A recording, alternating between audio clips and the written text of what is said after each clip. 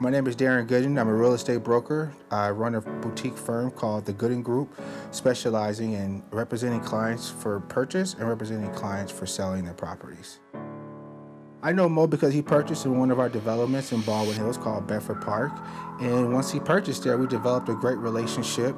He actually helped us market that development with some of the video production that he does. And on top of that, we developed a great relationship, came to my wedding, and we worked well together. And that's how our relationship began. And then once he got married, I got a chance to meet her and develop a relationship with both of them together.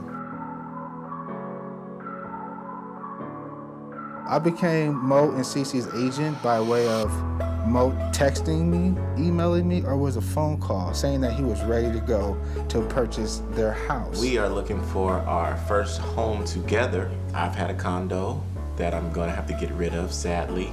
You have to make sacrifices when you become a husband. And it was interesting because he said, okay, you know, there's another person involved now. Well, the first transaction, it was only Mo involved, and now it's Mo and his fiance, now wife, Cece. So it was a little bit more interesting. I felt the hesitation in his voice, like there's another person that needed to agree to vet me to make sure I can make a great fit for what they were accomplishing. He likes to pretend like he's this nice, cool, laid-back kind of guy, but house hunting with him, it's not cool and laid back by any means. He's very specific about what he's looking for. Okay, I have OCD, self-diagnosed. Mo is a perfectionist. He knows what he wants, and he's very particular about what he wants. What I'm looking for, it must have a view. If it doesn't have a view, it just won't do. I can't. View again. Yeah, because the view currently is a flat backyard in this residence that we're living in. It's fine. Yeah. I'm not view enough for you.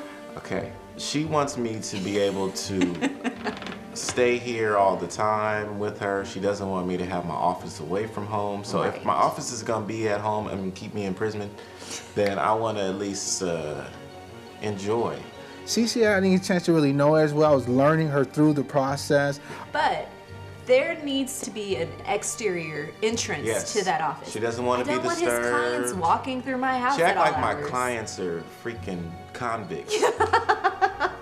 They're not, but I don't want them walking through my house at all hours of the day. Compromise is probably not at the top of her list. Probably should have said that. If we have a pool, it needs to be a saltwater pool. Dude, you have all these visions of weirdness. It's not weird. Why would you have a pool that I can go to the beach if I want salt water? It's not a pool unless it's better for chlorine. your skin. No, I love the smell of chlorine. Ugh, it's awful for your hair and your skin. Obviously not something he's worried about. Here's a question.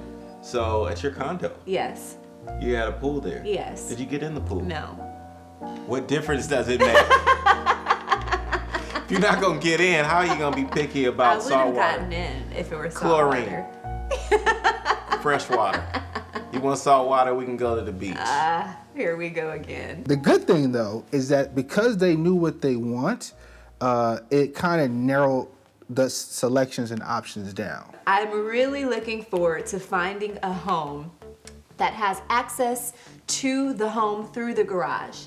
Okay. I get tired of having to walk up the stairs from the car, walk outside, and then up the stairs into the porch area, especially if it's raining. You know, it doesn't rain too often in Southern California, but the 5 days it does rain, I want to be protected from the elements. What would make you like turn away from the home? If it didn't have at least space for his and her master baths, that would be a deal breaker for me. If it didn't have that access from the garage into the home, that would be a deal breaker. Some buyers don't know what they want, and they just give me an Excel spreadsheet of homes and say, let's look at everything. But no, these guys were more targeted and more calculated, which was great. Some of the homes that Mo and Cece and I have looked at were each different. One house in particular, I remember, was a little on the top end of their budget, was on the hillside, cul-de-sac community, beautiful view. Large house. And it was recently remodeled as well. It was recently remodeled, but funky layout. And she's like, okay, this could work. We turn the corner, look in the garage, and she sees the washer and dryer in there. She's like, "Oh, this house will not work. The washer and dryer is in the garage. It's I not don't working. get it. It can be moved. But where to? Somewhere. Then we're taking space away from something else. You rather take space from our master bedroom Well, to for the get master 2 bathrooms. bath. That's we can important. take some space, cover, and put something. I don't know. No. There must be a dedicated laundry space. And I'm not It's dedicated. It's just not where you want it to be. I'm not talking about in the garage or in the kitchen or in a restroom. There Babe, has it to can be dedicated It laundry. can be moved. He doesn't know. I watch a lot of HGTV, so I know. She's a numbers person. Everything Yes. she's got dollar signs on it. Yes. This is gonna cost too much. There was another house that we looked at in Baldwin Hills, was a corner lot, had a view, nice house, big house, dated. It was actually dated, and it had a weird master bedroom. I remember the master bedroom sinking in, opening up, and just being over the top. The master bedroom was weird. And it was on the slope. It was a slope property. I remember that. No yard though. They didn't have a yard in the back or the front, but it was a beautiful property. Had a lot of character, but it could have been a lot of work too though for that property. And I think they wanted a little bit more for what the property looked like. And there was this other property in View Park.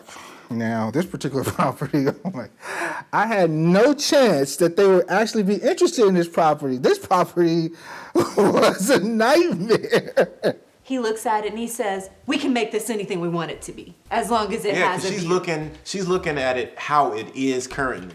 You needed vision, let me tell you. In order to take a chance on this property, you needed vision because of the condition that it was in. I have a bigger imagination. I can see room for improvement, what we Yeah. can do here, what we can do there. And it takes a lot of convincing sometimes. I gotta be a salesman. And sometimes when I'm going to these places, I'm excited about what I envision, but she can't see inside of my head. It was terrible. It's not gonna work.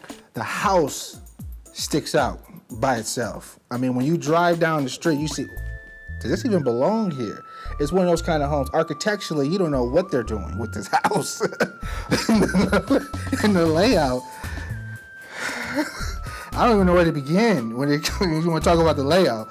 Stairs were wobbly, ready to fall. It was mold in certain locations, drywall falling down. It was, if you looked at it, most people would probably walk in and walk right out. It was that kind of a house. Most people would be afraid of it. But it had an amazing view. You're in View Park, so as far as the natural eye can see was the view. Some of the people who were even interested in the house weren't people who were planning to live there. There was going to be investors, which was quite interesting. Because you could only, I don't know if I should say this, you could only buy this house cash. A lender would not even finance this house because of the condition that it was in. So that's the kind of house that this was. So, which house did we choose? Let me know what you think in the comments below. If you'd like to stay updated, subscribe to us on YouTube.